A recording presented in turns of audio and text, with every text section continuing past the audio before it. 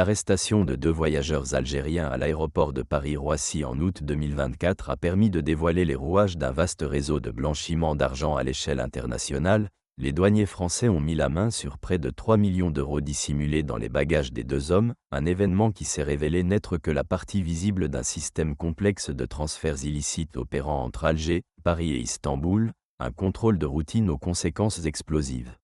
Le 18 août 2024, 2 ressortissants algériens âgés de 33 et 40 ans, en transit à Roissy-Charles de Gaulle à destination d'Istanbul, sont soumis à un contrôle douanier. Dans leur valise, les agents découvrent une somme astronomique, 7 millions d'euros et 119 000 francs suisses pour l'un, 2 millions d'euros et un lingotin d'or de 82 grammes pour l'autre, soit une valeur totale avoisinant 3 millions d'euros. Les 2 voyageurs sont immédiatement interpellés et placés en garde à vue dans les locaux de l'Office national antifraude aux finances publiques (ONAF). Leur première version des faits, selon laquelle ils se rendaient en Turquie pour acheter de la marchandise et avaient reçu l'argent à Alger, ne résiste pas longtemps à l'enquête, une opération de blanchiment minutieusement orchestrée.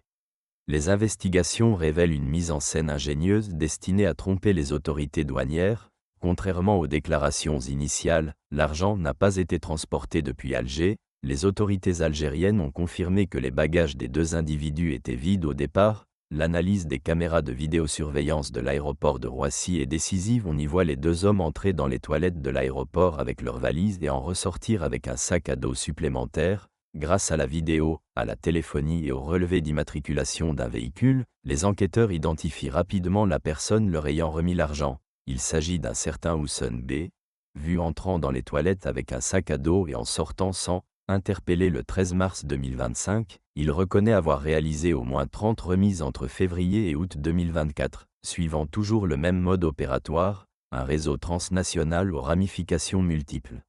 L'enquête prend une toute autre ampleur lorsque les enquêteurs découvrent que ce système ne se limite pas à quelques transactions isolées. Le réseau, selon les estimations, aurait blanchi plus de 60 millions d'euros en 6 mois, entre février et août 2024. L'argent proviendrait majoritairement du marché noir, et les sommes transiteraient via des circuits parallèles, hors des voies bancaires traditionnelles, échappant ainsi à toute traçabilité. Les porteurs de valises comme les 2 ressortissants algériens arrêtés à Roissy étaient rémunérés entre 700 et 1000 euros par voyage, un montant dérisoire au regard des sommes en jeu mais suffisant pour motiver certains à prendre des risques considérables. Auditions, aveux partiels et décisions judiciaires. Lors de nouvelles auditions menées par le juge d'instruction, les 2 voyageurs finissent par admettre qu'ils avaient bel et bien récupéré l'argent en France dans les toilettes de l'aéroport parisien et non en Algérie. L'un des 2 a été remis en liberté tandis que l'autre, malgré ses aveux et les efforts de son avocat pour plaider sa bonne foi et son rôle mineur, a vu sa demande de remise en liberté rejetée par la Chambre de l'instruction de Paris le 24 avril 2025. De son côté, Houssen B, décrit comme un acteur clé du dispositif, a été inculpé en mars 2025 à Bobigny, Seine-Saint-Denis et placé sous contrôle judiciaire. Il est considéré comme le collecteur central de cette filière, une affaire emblématique des circuits financiers clandestins. L'affaire met en lumière une filière bien rodée où chaque maillon joue un rôle précis: collecte des fonds en liquide issus du marché noir, remise physique dans un lieu stratégique, ici les toilettes d'un aéroport, puis exportation vers une destination tierce.